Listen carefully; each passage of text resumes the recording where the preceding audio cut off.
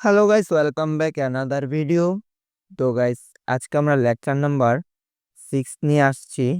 তো আমাদের lecture number 6 এ আমরা শিখব মার্কেটের স্ট্রাকচার সম্পর্কে। তো মার্কেটের স্ট্রাকচার সম্পর্কে জানার আগে সর্বপ্রথম মার্কেটের টার্গেট সম্পর্কে জানতে হবে। মার্কেটের টার্গেট আমরা প্রিভিয়াস ক্লাসগুলোতে দেখিয়েছিলাম মার্কেটের টার্গেট কিভাবে ডিফাইন করতে হয়। তো যারা যারা ভিডিওটি দেখেন নাই, লেকচার নাম্বার 5 পর্যন্ত যারা যারা দেখেন নাই, তারা অবশ্যই প্রিভিয়াস লেকচারগুলো দেখে নেবেন, না হলে গাইস আপনাদের বুঝতে অসুবিধা হবে। তো গাইস, আজকে শুরু করা যাক আমাদের লেকচার নাম্বার 6। আমরা শিখব মার্কেটের স্ট্রাকচার। তো what is market structure? Market structure হচ্ছে যে গাইস, সাপোজ মার্কেট আপ ট্রেন্ডে আছে। আপ ট্রেন্ডে মার্কেটের টার্গেট কি? ওভারঅল হাইয়ের উপরে হাই ক্রিয়েট করা মার্কেটের ওভারঅল টার্গেট। কিন্তু কোনো সময় কিন্তু এই টার্গেট যে ফিল আপ করে গ্রিন ক্যান্ডেল দিয়ে করে না, মাঝে কিন্তু ছোট ছোট পুল ব্যাক আসে, লাইক রেড ক্যান্ডেল আসে। সবগুলা গ্রিন আসে না এইভাবে, সবগুলা রেডও আসে না, সবগুলা এভাবে গ্রিনও আসে না। এই জায়গায় কি হয়? এই জায়গায় এইভাবে এইভাবে পুল ব্যাক দিয়ে দিয়ে মার্কেট হাইয়ের উপরে হাই ক্রিয়েট করে। এইটাকেই বলে মার্কেট স্ট্রাকচার গাইস, লাইক পুল ব্যাক।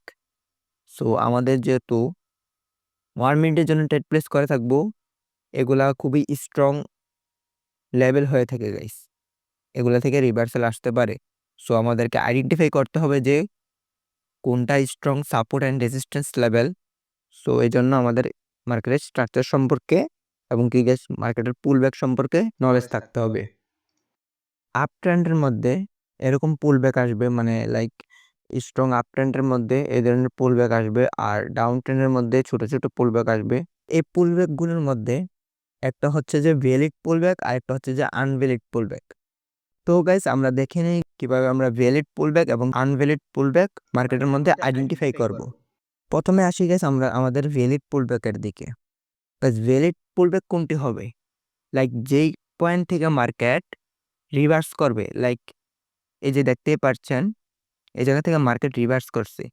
রিভার্স যে করছে প্রিভিয়াস ক্যান্ডেল, প্রিভিয়াস বায়ার্সের ক্ষেত্রে প্রিভিয়াস ক্যান্ডেলের লিকুইডিটি, লাইক লোয়ার উইকের নিচে যদি সেলার্স যদি আসার পর ক্লোজিং দিয়ে দেয়, দেওয়ার পর যদি বায়ার্স এগিন উপরে হাই ক্রিয়েট করে দেয়, লাইক এই হাইয়ের উপরে হাই ক্রিয়েট করে দেয়, তাহলে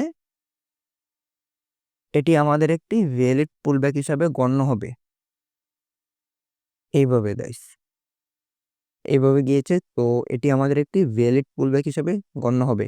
এগিন বলতেছে মার্কেটের মধ্যে সর্বপ্রথম দেখতে হবে যে যে পয়েন্ট থেকে রিভার্সাল আসছে, এই ক্যান্ডেলের মধ্যে রিভার্সাল আসছে গাইস, এর প্রিভিয়াস এর প্রিভিয়াস ক্যান্ডেলের মধ্যে প্রিভিয়াস সবচেয়ে উইক বড় কার, লাইক উইক কোন ক্যান্ডেলের সবচেয়ে বড়। যদি এই ক্যান্ডেল হয়, যদি এই ক্যান্ডেল হয় লাইক এইভাবে, তাহলে কিন্তু এই জায়গায় আমাদের ভ্যালিড পুলব্যাক কনসিডার করা যাবে না। কেননা গাইস, এই এই ক্যান্ডেলের মধ্যে, এই ইনসাইডের মধ্যে, এই ক্যান্ডেলের মধ্যেই এই রেড ক্যান্ডেলটা, এই জন্য। তো আমরা সর্বপ্রথম দেখব যে যেই পয়েন্ট থেকে রিভার্সাল আসছে, সো এর প্রিভিয়াস সবচেয়ে বায়ার্সের ক্ষেত্রে সবচেয়ে প্রিভিয়াস হাই কোনটা। সো এই জায়গায় দেখতে পাচ্ছি যে গাইস, হাই হচ্ছে এইটা, হাই যেহেতু এইটা সবচেয়ে বায়ার্সের, সো এই ক্যান্ডেলের যেই ক্যান্ডেলের সবচেয়ে হাই থাকবে, এই ক্যান্ডেলের লোয়েস্ট পয়েন্ট, লাইক লোয়ার উইকের নিচে যদি সেলার্স আসার পর ক্লোজিং দিয়ে দেয়, দেওয়ার পর ক্লোজিং এখানেও দিতে পারে, উপরেও দিতে পারে, নিচে আসতে হবে, লাইক প্রিভিয়াস ক্যান্ডেলের লিকুইডিটি নিতে হবে। এই প্রিভিয়াস ক্যান্ডেলের নিচে যদি আসার পর এভাবে ক্লোজিং দিয়ে দেয়, এই যে এখানে ক্লোজিং দিল, দেওয়ার পর যদি বায়ার্স এগিন আসার পর সবচেয়ে হাই পয়েন্ট, এটা তো হাই পয়েন্ট, এই হাই পয়েন্ট যখন ব্রেক করে দিবে, তখনই এটা আমাদের একটি ভ্যালিড পুলব্যাক হিসেবে গণ্য হবে। লাইক এই জায়গায় যখন লিকুইডিটি সুইপ করবে প্রিভিয়াস ক্যান্ডেলের। আশা করি গাইস বুঝতেই পারছেন।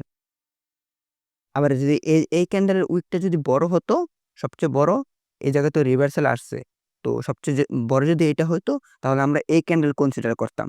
এই ক্যান্ডেলের নিচে যদি যাইতো, এইভাবে যদি ক্যান্ডেল নিচে যেত, যাওয়ার পর বায়ার যদি কি করতো, এখান থেকে উপরে হাই ক্রিয়েট করে ফেলতো, সবচেয়ে হাই পয়েন্ট যেটা ওই পয়েন্টের উপরে হাই ক্রিয়েট করে দিত, তাহলে এটি একটি ভ্যালিড পুলব্যাক হিসাবে গণ্য হতো। সাপোজ এই জায়গায় মার্কেট কি করেছে, মার্কেট এইভাবে মার্কেট চলে গিয়েছে। সো এই জায়গায় সবচেয়ে বড় উইকার এই গ্রিন ক্যান্ডেলের। সো এই গ্রিন ক্যান্ডেলের মধ্যেই কিন্তু এই ক্যান্ডেলগুলা, এই রেড ক্যান্ডেলটা, এজন্য এটি একটি ভ্যালিড পুলব্যাক হিসেবে গণ্য হবে না। যদি এগেইন বলি গাইস, যদি এই গ্রিন ক্যান্ডেল উইক এত বড় না হয়ে ছোট হতো, তো এর মধ্যে সবচেয়ে বড় উইকার এই ক্যান্ডেলের। সো এই ক্যান্ডেলের লোয়েস্ট পয়েন্টের নিচের লিকুইডিটি নিয়ে নিয়েছে সেলার্স, নেওয়ার পর বায়ার্স উপরে নিয়ে গেছে। সো এই জন্য এটি একটি ভ্যালিড পুলব্যাক হিসাবে গণ্য হবে। আর আনভ্যালিড হবে যখন এই ক্যান্ডেলের মধ্যে, এই যে দেখতে পাচ্ছেন রিভার্সাল আসছে এই ক্যান্ডেলে। সো রিভার্সাল আসার প্রিভিয়াস সবচেয়ে উইক বড় কোনটা, এটা এই ক্যান্ডেলের সবচেয়ে উইক বড়।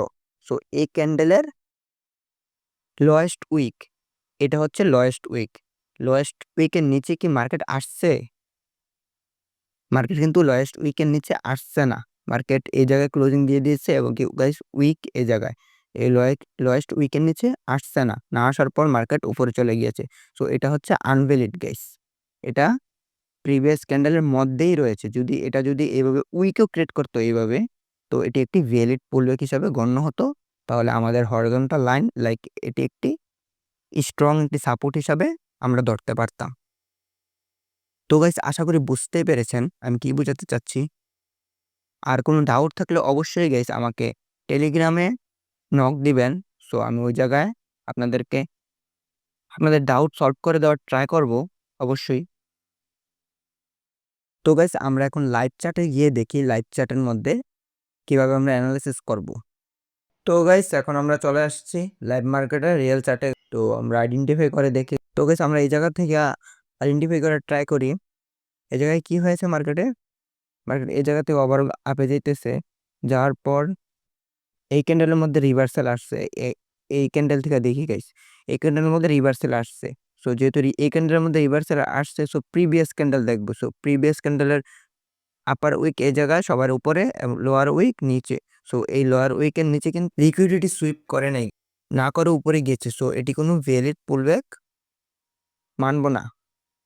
অনেকে এইভাবে ধরে গাইস, এটি একটি ভ্যালিড পুলব্যাক ধরে বাট এটি ভ্যালিড পুলব্যাক না, কারণ গাইস প্রিভিয়াস ক্যান্ডেলের লিকুইডিটি সুইপ করে নাই, এই জন্য এটি কোনো ভ্যালিড পুলব্যাক হিসাবে গণ্য হবে না। তো মার্কেট উপরে গিয়েছে, যাওয়ার পর রিভার্সাল আসছে কোথা থেকে? এই পয়েন্ট থেকেও আসছে, বাট এগেইন বায়ার যেহেতু এসে গেছে এবং কি নিউ হাই ক্রিয়েট করে দিয়েছে, সো এই ক্যান্ডেলটি আমরা কনসিডার করব। এই ক্যান্ডেলের মধ্যে সবচেয়ে লোয়েস্ট পয়েন্ট কোনটা? এইটা।